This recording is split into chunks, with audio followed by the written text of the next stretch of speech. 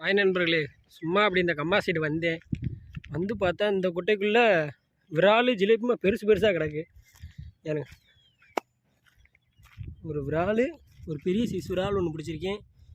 ஒரு சின்ன ஜிலேபி, அது போக இன்னும் நிறைய மீன் கிடக்குள்ள.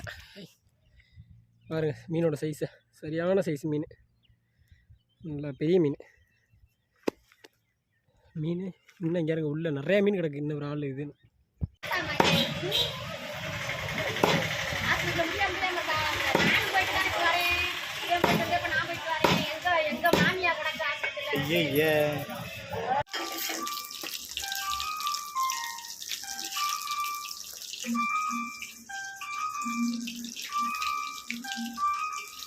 டேஸ்ட் பாரு எப்படி இருக்கு.